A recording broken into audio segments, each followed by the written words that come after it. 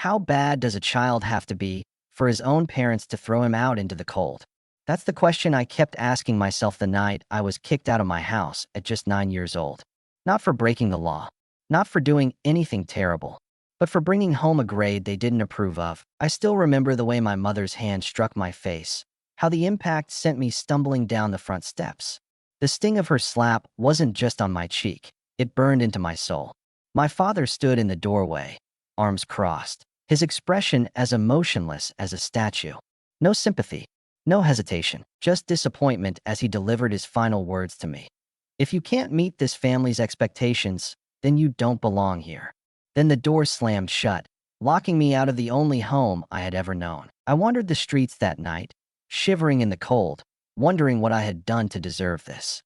I thought about my little sister, Victoria, how she could fail, make mistakes, and still be loved unconditionally. Meanwhile, I was discarded like an unwanted burden. Did I really deserve this? Was I really so unworthy of love, just because I wasn't perfect? This is my story. A story of rejection, survival, and ultimately, freedom. This is a true story found on r/TrueOffMyChest, a well-known subreddit filled with countless posts about injustice in families and life. If you don't want to miss more real stories like this, make sure to like, subscribe, and turn on notifications for Reddit True Vault. I'm Liam Harrington, and for most of my life, I believed that love had to be earned. That if I worked hard enough, if I pushed myself to be better, smarter, stronger, then maybe, just maybe, my parents would finally see me. Would finally love me the way they loved my sister, Victoria. But I was wrong. I grew up in a pristine, picture-perfect mansion in one of the wealthiest suburbs of Chicago. On the outside, my family looked like the definition of success. My parents, Daniel and Elizabeth Harrington, were powerful figures in the finance world, respected, admired, even feared. My little sister, Victoria, was brilliant, talented, effortless. She wasn't just their daughter, she was their legacy, the golden child, the one destined for greatness. And then, there was me. I wasn't stupid. I knew from an early age that I wasn't like Victoria. She picked up things naturally: school, music, even sports. Everything she touched turned to gold. Meanwhile, I had to fight for every ounce of success. I wasn't dumb, but I had to work twice as hard to even get close to her level. And I did. I spent hours buried in books, memorizing formulas, perfecting every essay, believing that if I just tried hard enough, my parents would finally look at me the way they looked at her. But no matter what I did, it was never enough. I remember the first time I brought home an A on a math test. I was so proud, so excited. I rushed to show my dad, expecting at least a small smile, maybe even a "good job, son."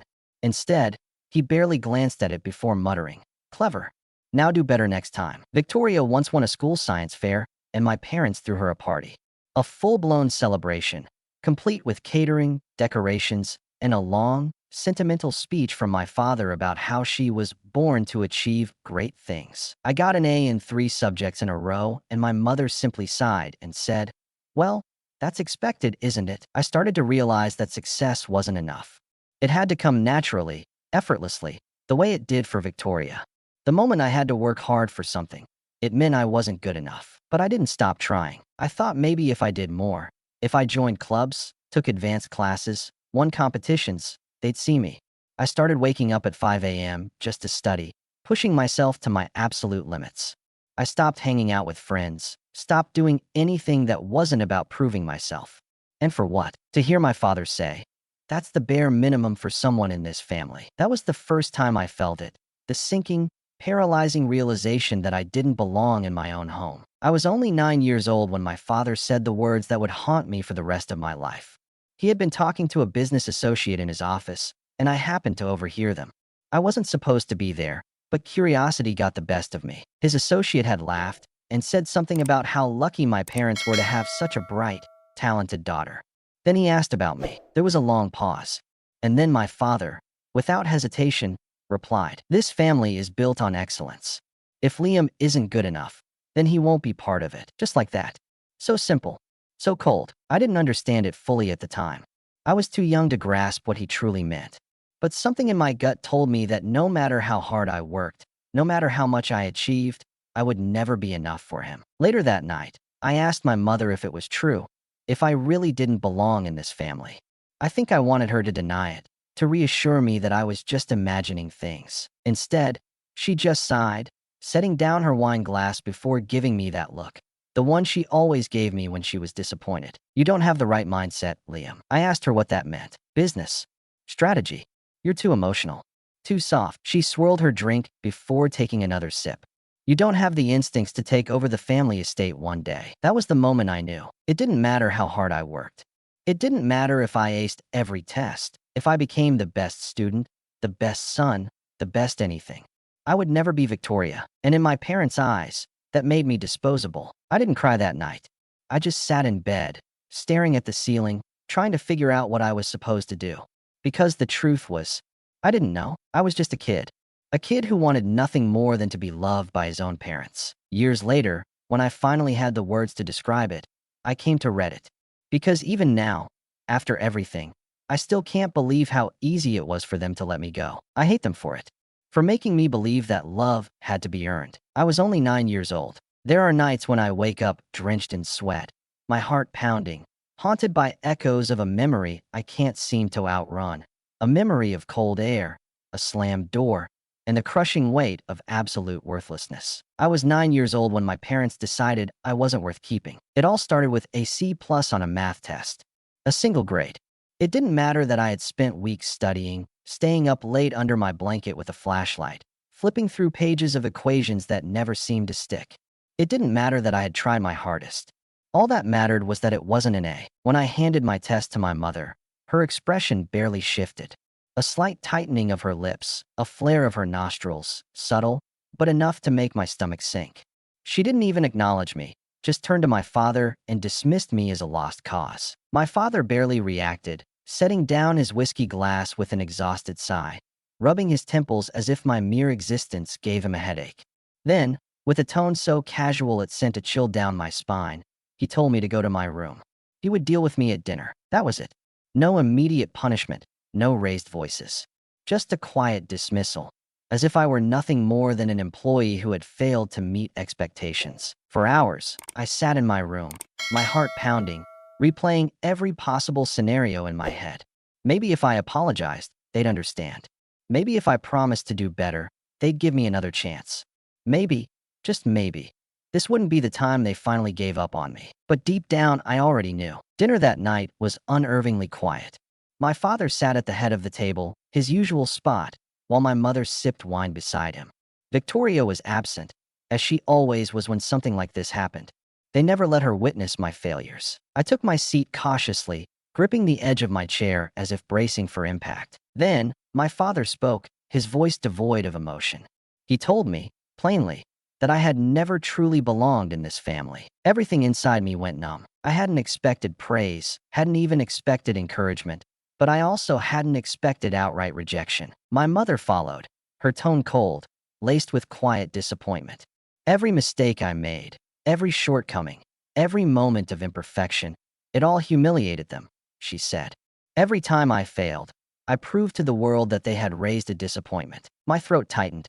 I wanted to say something, anything, to explain, to justify, to beg them to see that I had tried, that I had stayed up nights reviewing my notes, that I had wanted nothing more than to make them proud. I begged. I promised I'd work harder, that I'd study more, that I wouldn't let them down again. I don't know when the tears started falling, but the desperation clawed its way out of my chest before I could stop it. I just needed another chance. And then, my mother slapped me. The impact was so sudden that for a moment, I saw nothing but white. The force sent me sideways, my chair scraping against the floor. A stinging heat bloomed across my cheek, burning deeper than just the surface. It wasn't just the physical pain.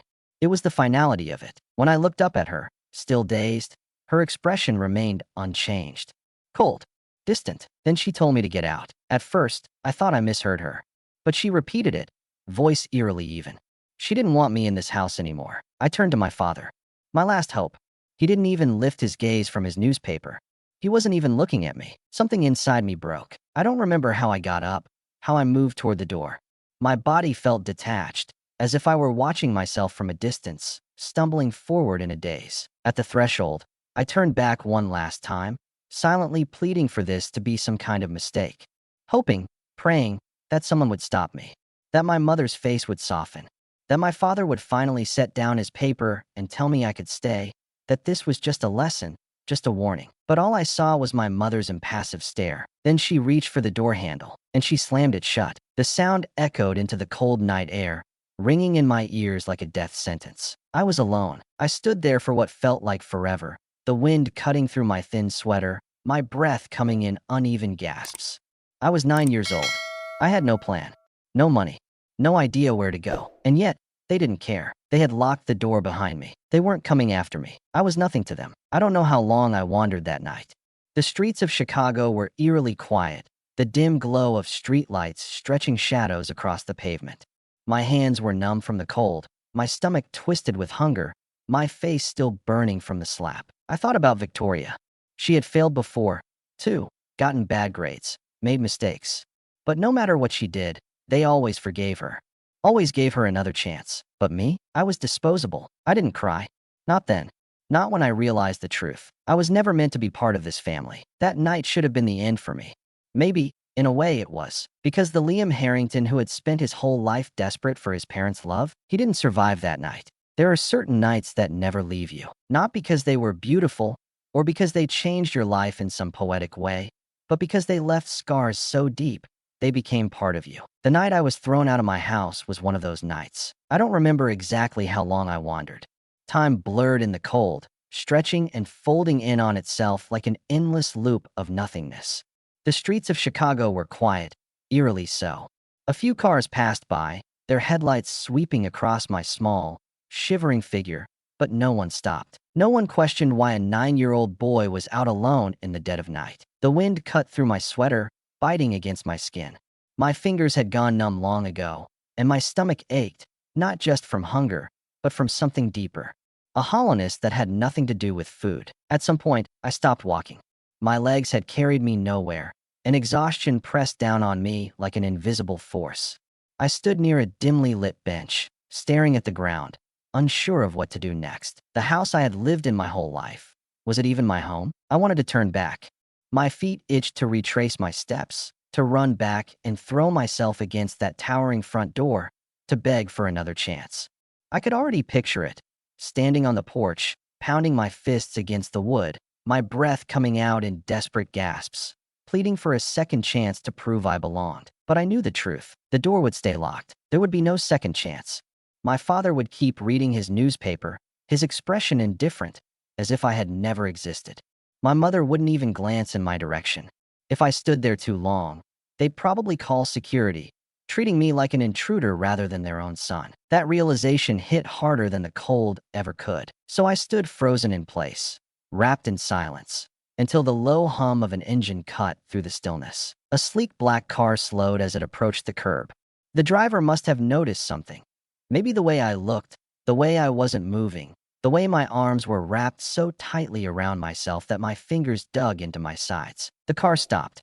The window rolled down, and then I heard a voice I hadn't expected. Aunt Claire. At first, I thought my mind was playing tricks on me.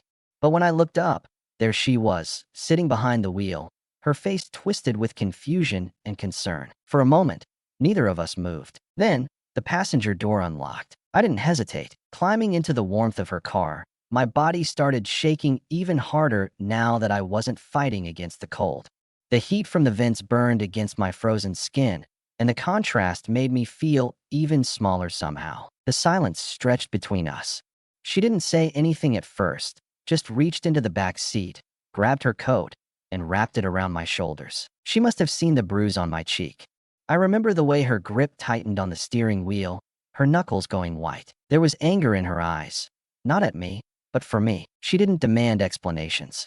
She didn't ask what I had done to deserve it. She just drove. And for the first time that night, I didn't feel completely alone. Aunt Claire's apartment was nothing like my parents' house. It wasn't massive. There were no grand chandeliers, no imported marble floors, no perfectly curated decor meant to impress guests rather than provide comfort. But it was warm. Soft lamps cast a golden glow across the walls. A worn-out throw blanket was draped over the couch. A half-empty coffee mug sat on the kitchen counter, forgotten in a rush. It felt like someone actually lived there. She locked the door behind us, guided me to the kitchen table, and moved around the kitchen with ease, like she had done this 1,000 times before. I sat stiffly, still clutching her coat around me, feeling out of place in a home that was supposed to be foreign, but somehow felt more familiar than my own. Then, a bowl of soup was placed in front of me. The smell hit me first, rich, warm, familiar. My stomach twisted with hunger, but for some reason, I couldn't bring myself to eat right away. Maybe because my mother had never done this. Not when I was sick, not when I was sad, not even when I had tried my hardest and still failed. She had never sat me down, placed food in front of me, and given me the simple reassurance that I was safe. But Aunt Claire did, and that's when it happened. The wall I had been trying so hard to keep up, the one that had been holding everything in, finally cracked. I don't know when the tears started. I don't know when my shoulders began to shake. But suddenly, I was crying, ugly and uncontrolled, into my hands. Aunt Claire didn't say a word. She didn't tell me to stop. She didn't say I was overreacting. She just let me fall apart. And for the first time in my life, I felt like someone actually cared. Top of form, bottom of form. Starting over was strange. For years, my life had been built around one thing: chasing approval. Every grade, every forced smile at the dinner table, every desperate attempt to be enough. And now, for the first time, I had to figure out what it meant to exist without that weight. Aunt Claire wasted no time enrolling me in a new school. It was smaller, less prestigious, nothing like the elite institutions my parents had carefully selected. But it had something my old school never did: freedom. There was no suffocating pressure to be the best. No unspoken expectation that I needed to uphold some ridiculous family legacy. The teachers actually cared whether I understood the material instead of just assuming I'd naturally excel. And yet, that first day, I felt like a fraud. Sitting in a classroom full of strangers, I kept waiting for someone to expose me, to point out that I didn't belong, that I was nothing but a failure who had been thrown away like trash. It took weeks before I stopped flinching every time I turned in an assignment, expecting disappointment to follow. I still braced myself for the sting of cruel words, even though no one here spoke to me that way. But slowly, something shifted. One afternoon, my history teacher returned a test I had taken the week before. An A. For the first time in my life, it didn't feel hollow, because for once, it wasn't about proving something to my parents. It was for me. I don't know when I first became fascinated with numbers. Maybe it was because numbers didn't lie. They weren't like people. They didn't twist the truth or withhold love based on personal biases. Numbers were predictable. They made sense. I started paying attention to finance, not in the way my parents had forced me to, but in a way that actually mattered to me. During lunch breaks, while other kids scrolled through social media, I read articles on investing. After school, while my classmates played video games, I watched videos on market trends. At first, it was just an escape, a way to drown out the noise in my head. But then, I realized something. I was good at this, not in the way my parents would have wanted, sitting in some high-rise office, mindlessly following the path they had carved out for me. No, I was good at seeing patterns in a way most people didn't, at predicting shifts before they happened, at understanding the flow of money in a way that wasn't just numbers on a screen, but a game of psychology, timing, and risk. So, I did something my parents never would have expected. I started small, tutoring other students for extra cash, saving every dollar I could. Then, I took that money and invested it. Stocks, crypto, even small business ventures I found online. Most of my first attempts failed, but failure didn't scare me anymore, because I had already survived the worst thing that could happen. Little by little, my investments started growing.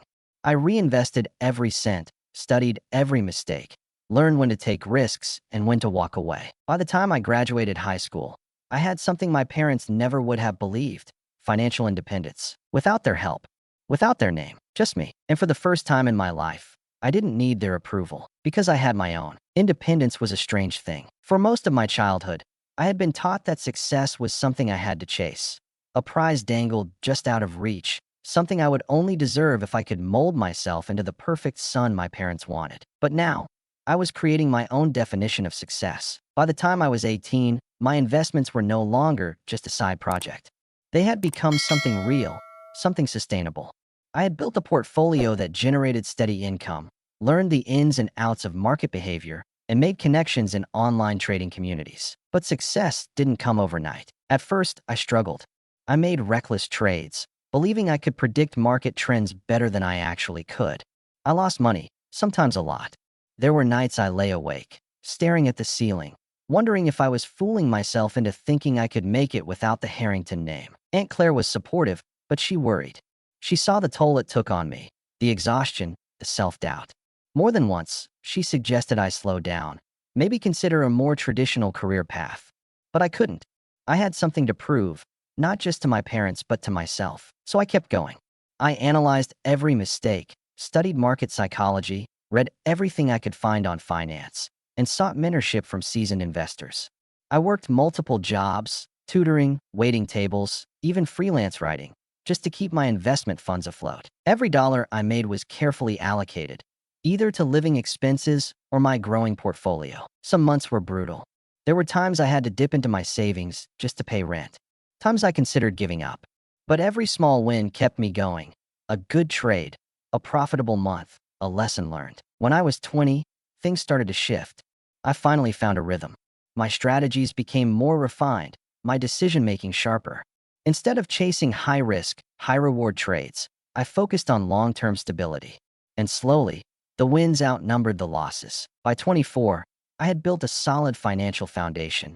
Not wealth, not yet, but enough to quit my side jobs and focus entirely on investing. I wasn't driving luxury cars or living in a penthouse, but I had security. And for someone who had once been thrown out into the cold with nothing, that was everything. Then came my first major breakthrough. An investor I had connected with through an online forum saw potential in my approach and offered me a partnership. It wasn't glamorous. I was still working out of a tiny apartment, barely making ends meet, but it was a step forward. A real opportunity. I spent the next 2 years building from that foundation. I took calculated risks, expanded my network, and slowly but surely, my name started gaining recognition in niche investment circles. By 29, I had finally made it. Not as some overnight success story, but as someone who had fought for every inch of progress. I had my own investment firm, a growing clientele, and financial independence beyond anything I had imagined at 18. And the best part? I had done it on my own. No inheritance, no nepotism, no Harrington name to open doors for me. Just sheer determination, strategy, and an obsession with proving, not to them, but to myself, that I was capable. I bought my first condo in downtown Chicago, not out of vanity, but because I could. Because the kid who once had nowhere to go on a freezing night now had a place entirely his own. It should have felt like the ultimate victory. But the truth was, even as I built a life of absolute financial security, a part of me still carried the weight of the past. I had escaped. I had won. But the scars of being unwanted don't fade overnight. And maybe that's why I was here, writing this. Because even now, there are nights when I sit in my office, surrounded by everything I built, and I wonder, was I ever really unworthy? Or were they just too blind to see my value? And yet, despite everything, despite the years, the silence, the distance, some bonds find a way to survive. I still remember the way she used to laugh, light and carefree, like she had no idea of the weight hanging over our family. She was young back then, too young to understand what was happening. And despite everything, despite how our parents built a wall between us, we had our moments. Small, stolen moments of siblinghood. Back when I still lived in that house, I used to sneak her little things. A chocolate bar I had saved up for, a book I knew she wanted but was too afraid to ask for, a bracelet I won at a school carnival. She would take them, eyes wide with excitement, whispering, "Thank you, Liam," before quickly hiding them away, scared that our parents might see. One night, when I was around 7, I had saved half of my dessert, something as simple as a piece of apple pie, to bring to her room. When I handed it to her, she grinned and hugged me tightly, whispering, "You're the best big brother ever," before shoving the pie in her mouth as fast as possible. I remember feeling important, needed, like I actually mattered to someone. But those moments were rare. Our parents didn't like us being too close. They thought I would taint her. If you let him stay around her too much, he'll drag her down with him. My mother had once said, not even bothering to lower her voice. I remember that moment so vividly, standing at the top of the stairs, gripping the banister so tightly my knuckles turned white. That was the day I learned I wasn't just unwanted. I was dangerous, a liability. After I was thrown out, I expected Victoria to forget about me. I thought she would move on, protected by the same cold world that had rejected me. And for a long time, I thought I was right. But then the messages started coming. At first, they were short. "Liam, are you okay? I miss you. I wish I could see you." She always made sure to tell me not to reply. "Please don't text back." They checked my phone. And so, For years, I never did. But I read every message. I memorized them. I clung to them like a lifeline during my worst nights, when the world felt unbearably heavy. She never stopped sending them.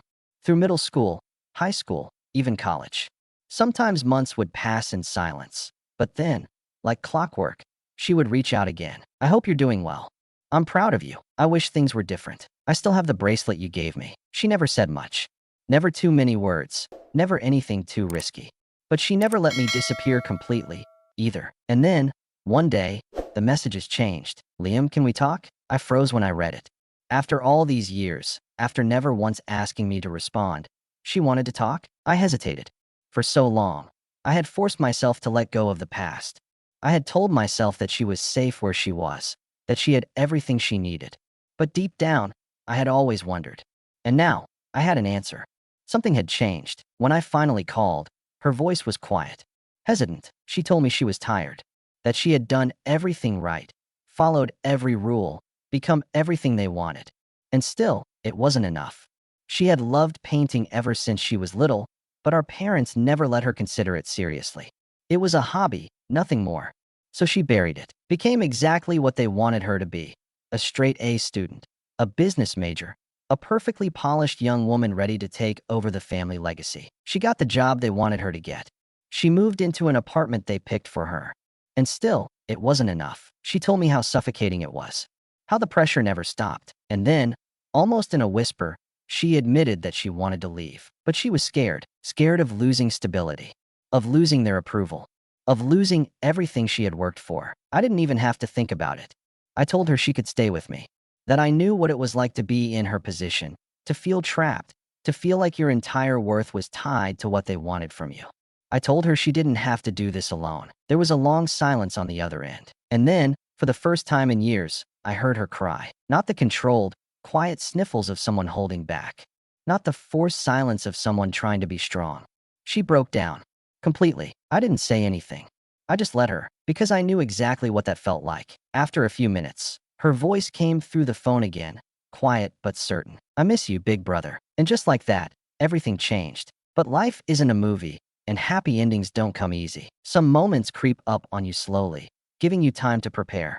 Others hit like a tidal wave, pulling you under before you even realize you're drowning. There are moments in life that feel like a scene from a movie, where every second drags out, every heartbeat echoes in your ears, and you know that whatever happens next will change everything. That night was one of those moments. Victoria and I had spent weeks planning. She wanted out, but we knew my parents wouldn't let her go so easily. This wasn't just about a career path or independence. This was about control. Our parents had built their entire identity around the idea that their children were extensions of themselves. Losing one was bad enough. Losing both, unthinkable. So we had to be careful. Claire and I waited in a dark alley a few blocks from the house. Engine running, headlights off. Victoria was supposed to slip out quietly while they were asleep. Nothing dramatic, nothing that would give them time to react. I watched the clock on the dashboard, counting the seconds.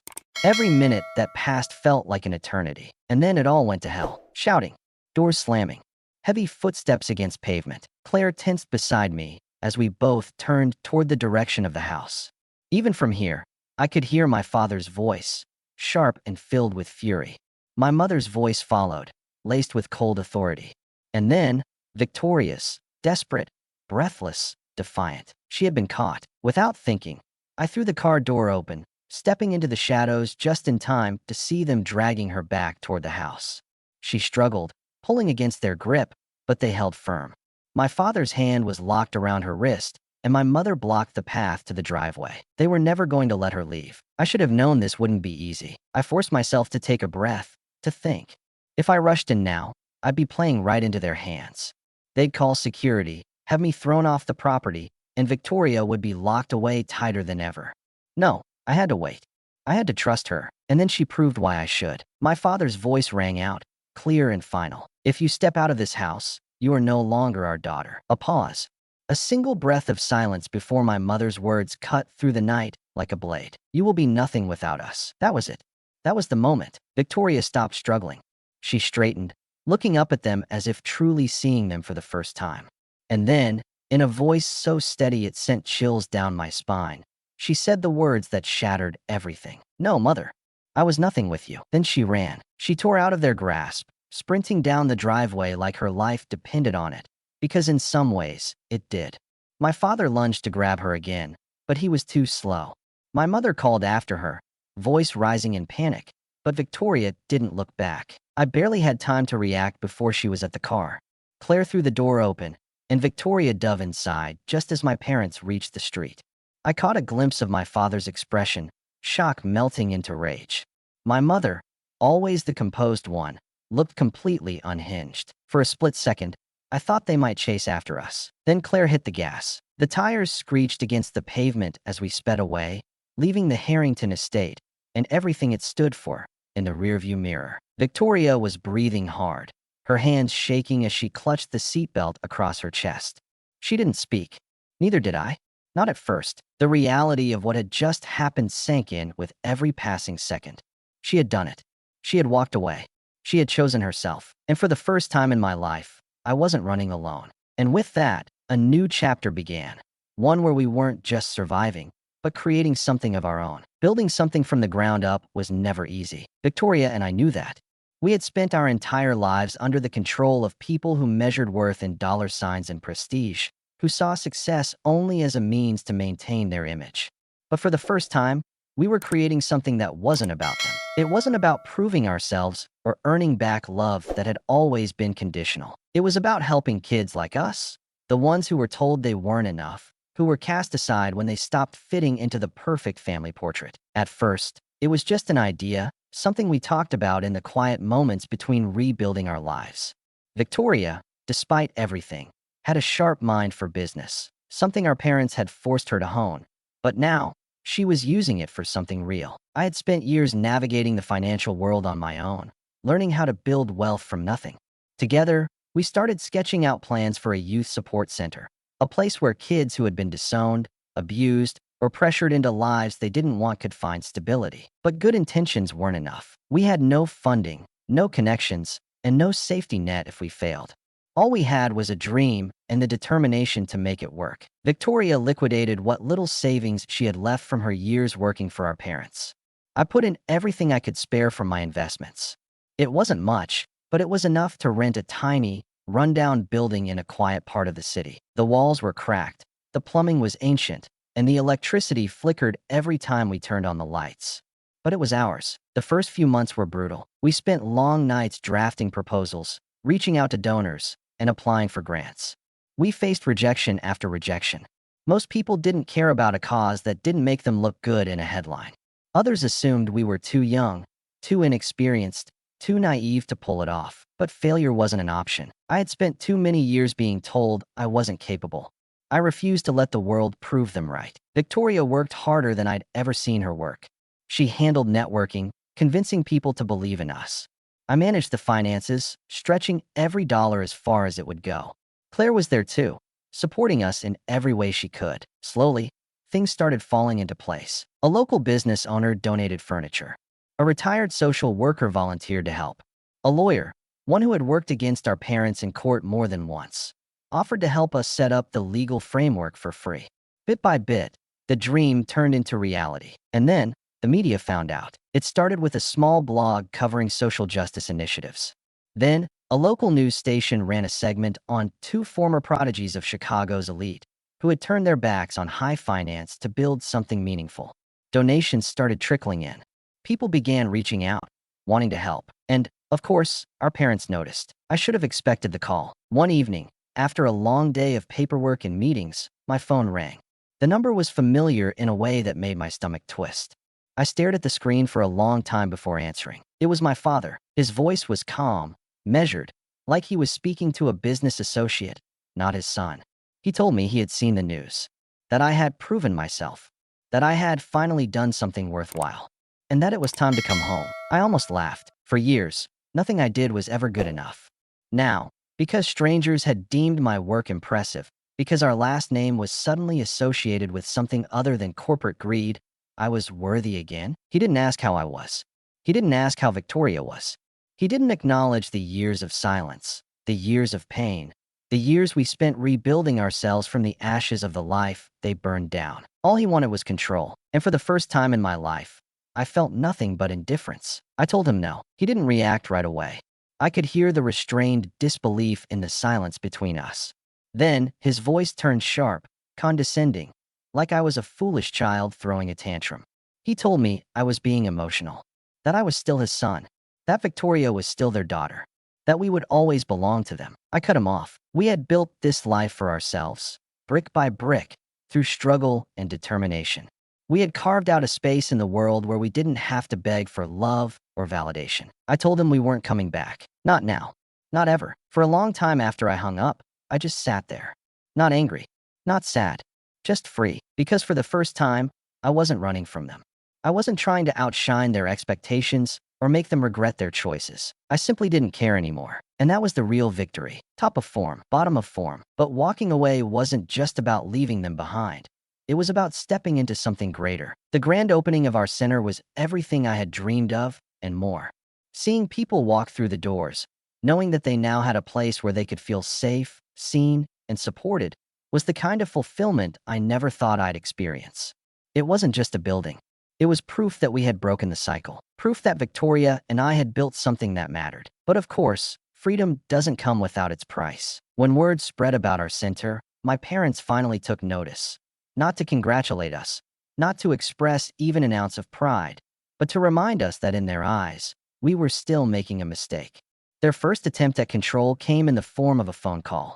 My father's voice was calm, calculated, like he was negotiating a business deal. He told me we had proven our point, that we had had our little rebellion.